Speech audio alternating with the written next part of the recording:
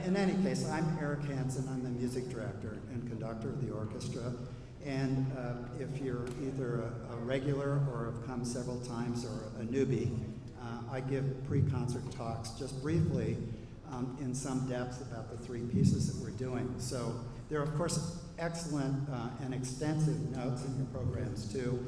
And for those of you who can use that kind of fancy thing on your phone, which I don't, but if you do, the program's on the web as well. For those of you who've heard me talk about programming before, and I tend to talk about programming because I choose all the pieces that we do, typically February, March of the previous year, or I should say February, March for the following year. So I picked these pieces by the late winter and spring for the 5 concerts. And I try to pick music. For me, there's a number of criteria. As you would imagine, professional orchestras have their own milieu, their own way of approaching what pieces they should play, what types of pieces they should play, and how they appeal necessarily to substantively the audience, as well as very importantly their donors.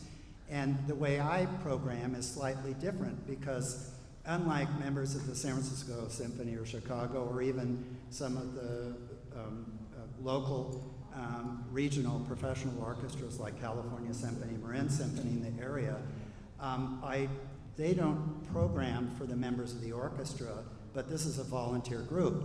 So part of my responsibility is to program music that is fun for them to play and of course challenging as well, something they could learn from, hopefully pieces they've never played before, at least a few. You can only do Beethoven's Fifth Symphony so many times. But of course also our wonderful audience. You know, this is very important to me. I grew up in a family of professional musicians. Both my parents were professionals. My dad played in the San Francisco Symphony when I was very, very small as a trumpet player and was a conductor himself, and was very conscious of the import of appealing performance and appealing to our audience because you are, of course, wonderful and here, and hopefully soon to enjoy the concert. The 3 pieces on this program, oddly enough, actually I realized after I picked these 3 pieces, sometime after it, that there are actually 2 particular areas where they all are kind of related, if you will. And I don't normally do theme concerts. When we came back after the first year of the pandemic, I decided to do a year of programming pieces in E-flat major. It may sound obtuse to you, but in the Renaissance, High Renaissance, and the Baroque eras, different keys had different feelings and moods. So composers would pick a piece where they wanted the music to be agitated in this key. When it was sad, they would compose it in this key, and of course minor mode, if you know, and et cetera, et cetera. So I picked E-flat because it was a key of love, and I thought for me that was appropriate coming back from that really horrible year where almost everybody was stuck inside and afraid of everybody else, at least for a while. But I don't normally do that. So this was kind of a happenstance where I discovered that the 3 pieces we're doing share, as I mentioned a moment ago, 2 similarities or connections, if you will. One of them is that they're all music not composed for the concert stage, but in fact they're composed for the theater. So the first piece is an overture by Rossini. It's an overture to an opera. So that's music that's played, of course, before the curtain comes up. As I jokingly tell people, you know, most operas are right after the overture's over, the curtain comes up and people start to die. That was a joke, sorry, I didn't mean to be, you know. But that's, a lot of operas are like that. Not this one, this is a different opera. The Italian Girl in Algiers. The second piece, the Khachaturian, the Adagio, from his ballet Spartacus, is a ballet, thus for the theater.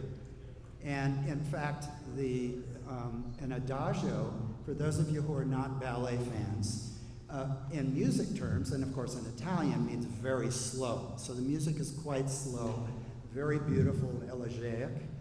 But the name Adagio actually also is used specifically in ballet for a very important duet that you will see in Swan Lake, in Nutcracker, in Prokofiev's Romeo and Juliet, in every ballet since it really became popular at the end of the 18th century. Very popular, I should say.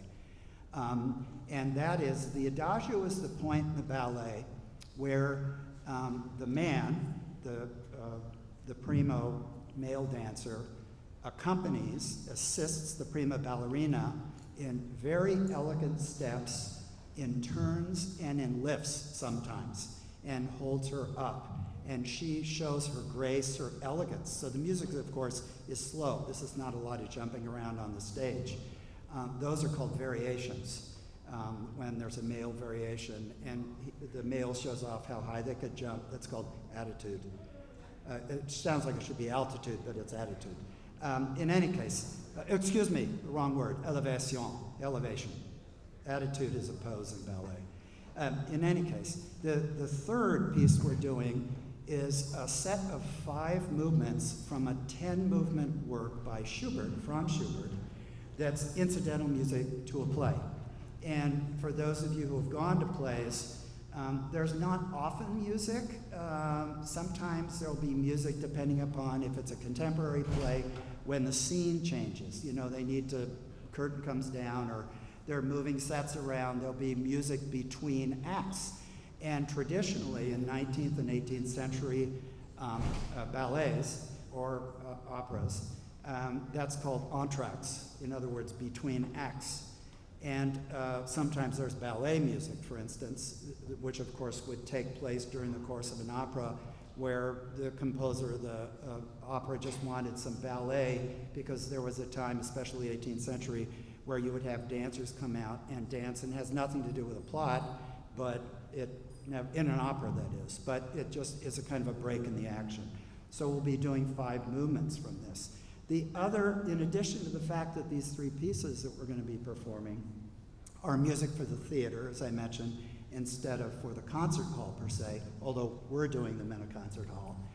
There's another kind of interesting coincidence, which again, I did not realize until I picked the pieces. The topic of all these 3 pieces are about individuals who are oppressed. And I try not to get political, because I always find myself, when I say anything remotely related to politics, I either discourage or annoy these people or those people or those people. So I'm not going to get political, but we all know that oppression exists at one time or another. And it's a perfectly poignant and important topic, if you will, centerpiece of a plot. So the Rossini is about an Italian girl who is shipwrecked off the coast of Algiers, and she's taken in, and the Bey in Algiers, the name for the leader, king, at that particular time, or at least in the story, wants her to become, enslaves her and wants her to become his mistress, even though he has a wife who's going to get very upset as a result of this. So there's this convoluted plot, because most comic operas have idiotic plots, excuse me. But everything ends up okay, and she ends up with her fiancé, who actually was enslaved as well by the Bey, and the wife chastises the Bey and straightens him out. So that's the story of Isabella, the Italian girl. The second piece we're doing, the Khachaturian, you know the name and you probably know the story if you've been around enough and know the Kirk Douglas movie, Spartacus. Spartacus was the king of Thrace, or leader, I should say, who was enslaved by the Romans. I don't remember the year, but it's superfluous. And he led a very significant revolt, it's supposedly substantiated in history, against the Roman Empire, which was unfortunately crushed, and he was killed.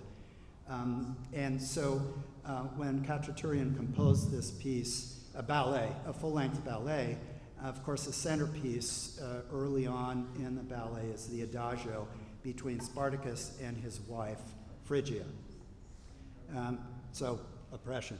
And the third piece is the story, was a play, as I mentioned, and which has disappeared, although the music is delightful. I'm sure you'll recognize much of the Schubert. Rosamunde was a princess of Cyprus whose parents were murdered by the evil leader of Crete who took over, who wanted to rule Cyprus. And she managed to turn tables on him and outsmart him, and again became the queen of Cyprus. So 3 oppressors who attempted, 2 out of 3, I guess is not a bad statistic. So I hope you will enjoy the concert today. We'll be starting soon, and have fun. Thank you.